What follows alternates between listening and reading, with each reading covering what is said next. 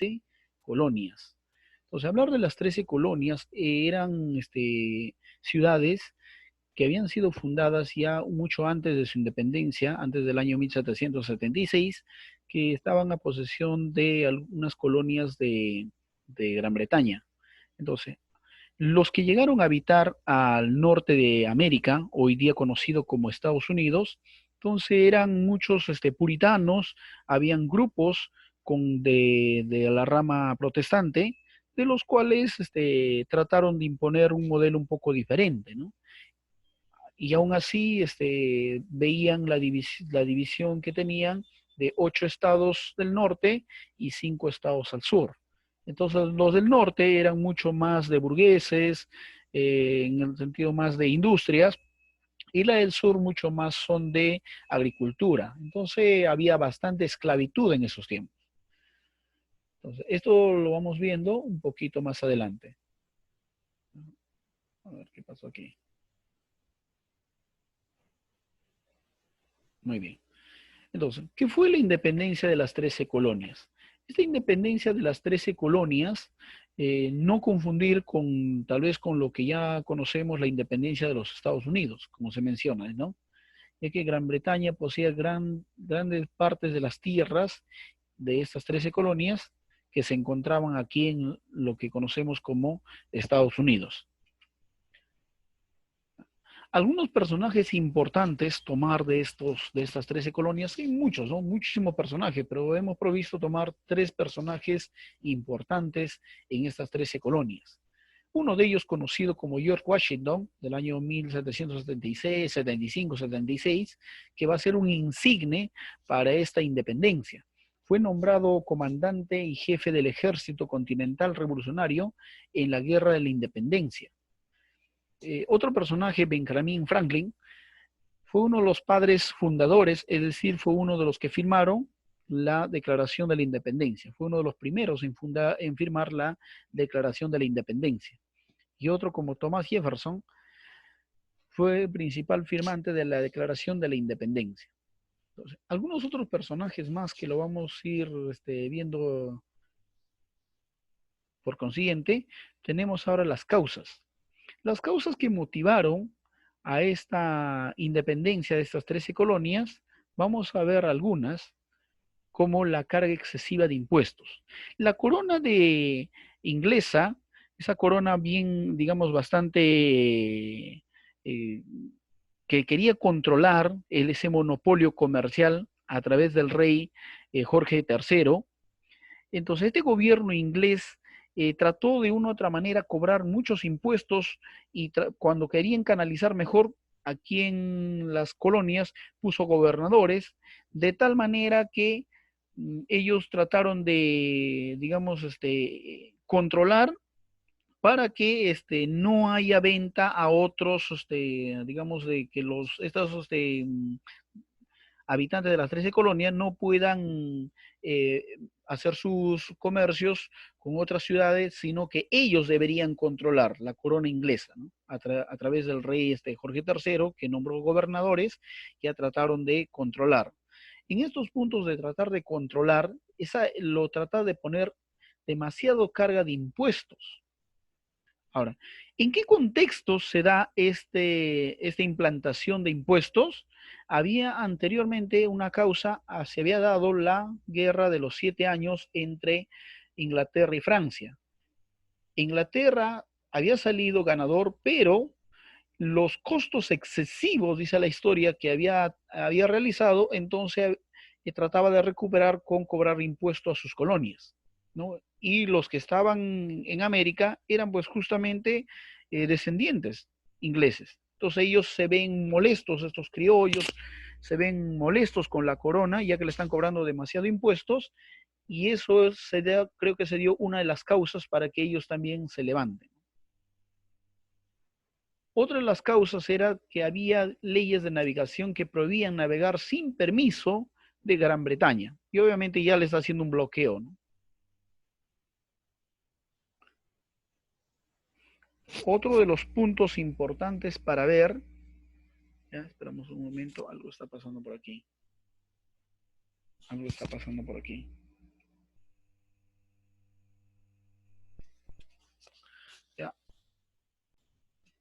otro de los puntos para seguir viendo es, estaba prohibido comercializar con otros países, ¿no? Eso es lo que le decía anteriormente. Entonces, en estas etapas, ya que se ven muy molestos los habitantes de las 13 colonias, ¿ya? Sobre todo que estaban ahí grande parte de burgueses. Entonces, la independencia de estas etapas va a ser dos etapas muy importantes. ¿Ya? Es el proceso revolucionario, ¿ya? Caminos a la independencia. Vamos a ver esto a manera de línea de tiempo, este proceso revolucionario. La primera etapa lo tenemos ya cuando se ponen los impuestos al vino, a la seda, al café, y más adelante se pone los impuestos al té, más o menos aproximadamente en el año 1765, 66, 67. A partir del año 1773 ocurre ya unos acontecimientos muy importantes, ya que lo habían sumado lo que son impuestos al té, lo que hace, dice, un grupo de estos residentes ingleses, o digamos esos los que estaban liderando el té, los que hacían las producciones del algodón, los que hacían producciones de la seda. Entonces ellos se ven molestos con la corona inglesa y lo que ellos hacen es hacer el motín del té, que así se conoce, ¿no? Un grupo de ellos mismos se disfrazan de indios y finalmente toman esa embarcación de té y lo van a arrojar al mar. Entonces, eso es conocido como el motín del té. Entonces, ese acontecimiento ya se va a dar uno de los más fuertes en la lucha revolucionaria. Más adelante, en el año 1774, se va a nombrar lo que es la Liga de la Importación, ¿ya? Donde se aplica la Declaración de los Derechos, ya en el primer Congreso de Filadelfia, donde ellos van a tratar también de hacer la importación, ¿ya? De manera mucho más libre. A partir del año 1775, ya 76, se va a dar el segundo Congreso de Filadelfia, donde se elige, ese es el dato más importante de esos tiempos, se elige a George Washington como jefe del ejército, ¿ya? Entonces, ya eligiendo a George Washington en este segundo Congreso, ¿ya? Se va a empezar a declarar la guerra a Inglaterra y posteriormente, vamos a ver ahora la otra parte, con esa declaración de guerra, y ya más adelante se va a redactar lo que es la Acta de la Independencia. ¿Por qué se redacta la Acta de la Independencia? Porque ahí se declara la independencia. Un comité donde destacan Franklin, Jefferson y otros más, se apoya a los principios de la libertad y los derechos individuales. Entonces, declarar la independencia no solamente era la libertad en cierta manera, sino se declara los principios de libertad, los derechos individuales del ser humano, los derechos humanos. ¿Por qué se dice esto? Porque los ilustrados, que habíamos visto temas como Rousseau, como Montesquieu y otros, habían influenciado con su pensamiento de tal manera de que esto ya se pone en práctica por primera vez. Antes de la Revolución Francesa, ya aquí se pone en práctica, ya con estos personajes, y ahí se da lo que es la independencia de los Estados Unidos, ¿no? La independencia de esas 13 colonias. En el año 1777 se da una gran batalla donde Francia, España, Holanda apoyan a esta independencia y los ingleses se rinden ante este bloqueo, ¿no? Y podemos ver cuáles son esos derechos que estábamos viendo ahí: derechos a la vida, derechos a libertad, derechos de la búsqueda de la felicidad. Entonces, esos van a ser los apoyos que van a tener de Francia, España y Holanda. Y también se va a hacer la delimitación entre las 13 colonias y Canadá y las 13 colonias con lo que hoy en día conocemos México, ¿no? Todas las colonias que estaban lideradas por España. En el año 1778, Benjamin Franklin, ahí vemos, ¿no?, los apoyos que recibe. En el año 1781, la victoria ya patriota con ayuda de los franceses. Y ya vemos, creo que un dato muy importante, en el año 1783. Se firma el Paz de Versalles, o también conocido como el Tratado de Paz de Versalles, donde Inglaterra reconoce al nuevo Estado y se van a fijar los límites entre Estados Unidos y Canadá y los territorios dominados por los españoles, colonias españolas. ¿Ya? Entonces ahí ya se ve, ¿no?, lo que hoy en día conocemos, la independencia de las 13 colonias, ¿no?, sentado bases en el Tratado de Paz de Versalles. Más adelante, en el año 1787, se promulga la Convención y la Constitución de los Estados Unidos. Se crea una república federal, se implanta la división de los poderes de Montesquieu, que ya había la división de poderes, ejecutivo, legislativo y judicial. Se da la libertad de creencia, el pensamiento y prensa y reunión. En la libertad de creencia se sobreentiende que ese grupo era bastante, anteriormente eran bastante católicos. Cuando llegan los ingleses llegan con muchos líderes puritanos, o sea, protestantes puritanos. Entonces, estos puritanos o protestantes no van a imponer por la fuerza ni a los esclavos, aunque ellos van a tener trabajadores esclavos negros, ¿ya?, sino que ellos van a decir libremente que puedan ejercer su fe, que era un poco diferente a lo que hacían los católicos, ¿no?, de hacer mucho más por la fuerza. Esa libertad de creencia en cierta manera fortaleció desde un inicio, ya que Estados Unidos se declaró desde sus inicios hasta acá último como un país tradicionalmente católico, perdón, protestante sería, ¿no?, un país protestante. ¿Ya? Y esto se va a fortalecer mucho más cuando en el año 1789, ¿ya?, George Washington, es elegido el primer presidente de los Estados Unidos.